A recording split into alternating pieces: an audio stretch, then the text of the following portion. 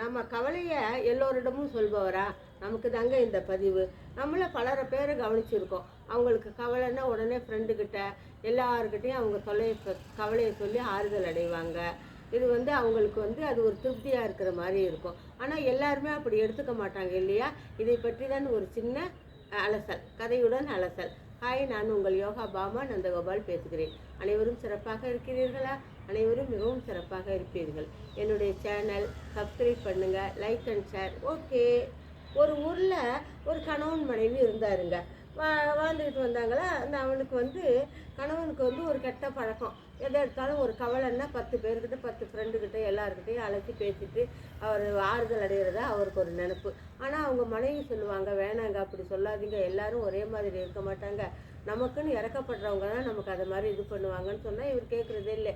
எப்போ பார்த்தாலும் இந்த வழக்கத்தை அவன் மாற்றிக்கவே இல்லை. இப்படியே சொல்லிக்கிட்டே இருக்கான்.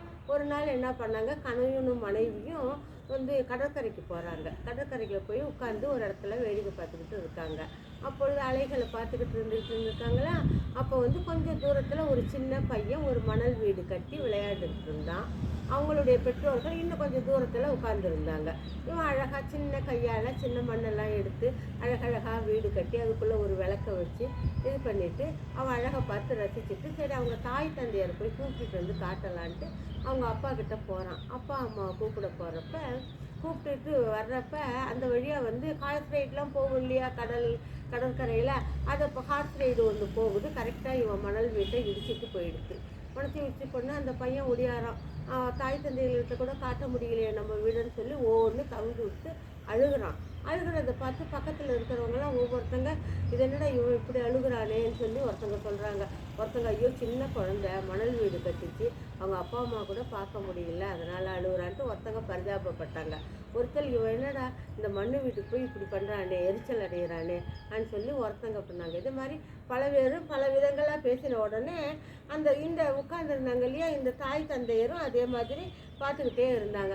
பார்த்துக்கிட்டு இருந்த உடனே அவங்க மனைவி சொன்னால், இது பாருங்கள், அந்த குழந்தை இது மாதிரி இப்போ இந்த வீடு அழிஞ்சிருச்சுட்டு போய் அழுகுது பாவம் அப்படின்னு சொல்கிறான். அது கணவன் சொல்கிறான், இது என்ன பெரிய இதா, இது மண் வீடுன்னு 4 இடத்துல இருக்கிறப்ப அழிய தான் செய்யும், அதுக்கு போய் இவன் அழுகுறான் இந்த குழந்தை அப்படின்னு சொல்லி அவன் கேட்குறான்.